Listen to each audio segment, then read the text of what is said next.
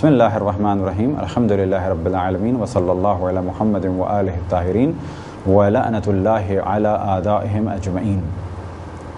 نماز کی جگہ کی چھٹی شرط۔ اب یہاں پر یہ تصور کر لیں کہ جگہ کی چھٹی شرط، یا یہ کہا جا سکتا ہے کہ نماز پڑھنے والے کی جگہ کے اعتبار سے ایسی کیفیت ہو، لیکن اس کا تعلق ہے خواتین اور مرد جب نماز پڑھ رہے ہوں۔ بس پہلی چیزیں ذہن میں رکھیں کہ یہاں پر محرم و نامحرم کا موضوع نہیں ہے، بلکہ مرد اور عورت کا موضوع ہے۔ چاہے یہ نماز پڑھنے والے دونوں ماں اور بیٹے ہوں، چاہے میاں اور بیوی ہوں، چاہے باپ اور بیٹی ہوں۔ بس پہلا یہ موضوع ذہن میں رہے کہ یہ پرابلم اس وقت پیش آتا ہے کہ جب دونوں نماز پڑھ رہے ہیں۔ اسی طریقے سے یہ بھی ذہن میں رہے کہ محرم و نامحرم کا کوئی مسئلہ نہیں ہے۔ اب یہاں پر مثال بیان کرتے ہیں اور فتوے بھی بیان کر دیں گے، اور ساتھ ہی جو احتیاط کی رائے ہے اسے بھی بیان کر دیا جائے گا۔ اگر کوئی مرد اور عورت ساتھ میں نماز پڑھ رہے ہیں، ساتھ میں نماز سے کیا مراد؟ بیک وقت نماز پڑھ رہے ہیں، اور دوران نماز مرد اور عورت کے درمیان فرض کریں کہ ہم یہاں نماز پڑھ رہے ہیں، ایک خاتون یہاں نماز پڑھ رہی ہیں، بیچ میں ایک پردہ ہے، ایسا پردہ کہ جسے کہا جائے کہ یہ حائل ہے۔ جس طرح سے موٹے پردے مساجد میں ڈال دیے جاتے ہیں خواتین اور مرد کے درمیان پارٹیشن کرنے کے لیے، یا یہ کہ شامیانہ یا کسی اور قسم کا کوئی پارٹیشن ہو۔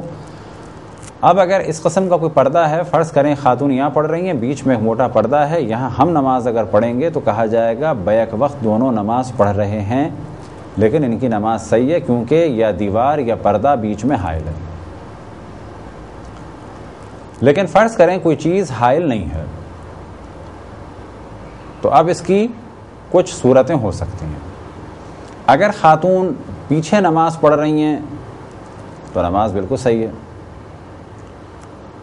اگر خاتون بالکل پیچھے نہیں ہیں لیکن اتنا پیچھے ہیں کہ جب وہ سجدہ کرتی ہیں تو ان کے سجدے کی جگہ مرد کے زانوں کے برابر یا اس سے پیچھے ہے، مثال کے طور پہ خاتون کچھ پیچھے کھڑی ہیں لیکن جب سجدہ کرتی ہیں تو ہمارے اس زانوں سے تھوڑا سا پیچھے یا اس کے ساتھ اس جگہ پر ان کا سر ہوتا ہے، تو کہا جائے گا کہ یہ خاتون اس جگہ کھڑی ہوئی ہیں کہ عالم سجدے میں وہ مرد کے زانوں کے برابر یا اس سے تھوڑا سا پیچھے ہیں، تو ایسی صورت میں نماز صحیح ہو۔ امام خمینی فرماتے ہیں کچھ پیچھے ہیں تو کافی ہیں، آخوی فرماتے ہیں کہ پیچھے ہیں تو کافی ہیں، اور ایک بالش کا فاصلہ ہو۔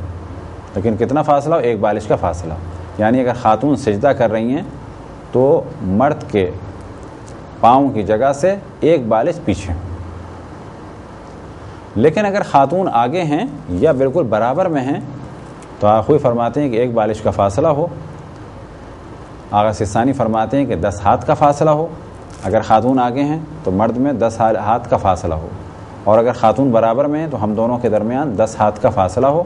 لیکن آغا جواد تبریزی و بعض مراجع فرماتے ہیں کہ یہ فاصلہ بہتر ہے، بس اگر احتیاط پہ عمل کیا جائے تو کہا جائے گا کہ اگر خاتون مرد کے پیچھے ہیں تو نماز صحیح ہے، لیکن کتنا پیچھے کہ جہاں خاتون سجدہ کریں اس سجدے کی جگہ سے بھی مرد ایک بالش آگے ہو، تو ایسی صورت میں نماز بالکل صحیح ہے۔ ہر فتوے کے مطابق نماز صحیح ہوگی۔ اور اگر خاتون آگے ہیں یا برابر میں ہیں تو 10 ہاتھ کا فاصلہ ہو۔ اب اس 10 ہاتھ کے فاصلے کو بعض مراجع نے واجب قرار دیا، بعض نے مستحب قرار دیا۔ احتیاط یہ ہے کہ 10 ہاتھ کے فاصلے کو اگر مد نظر رکھا جائے تو نماز قطعاً صحیح ہو جائے گی۔ لیکن فرض کریں کہ خانہ کعبہ میں یہ عمل ممکن نہیں ہوتا تو وہاں پر استثناء ہے۔ یہ تھی چھٹی شرط۔ خداوند تبارک و تعالیٰ سے دعا ہے کہ بحق محمد و آل محمد ہمیں اپنے رسول اپنی حجتوں، خصوصاً امام زمان علیہ السلام کی معرفت اور اطاعت کی توفیق عطا فرمائے۔ وصلی اللہ علی محمد و آلہ الطاہرین۔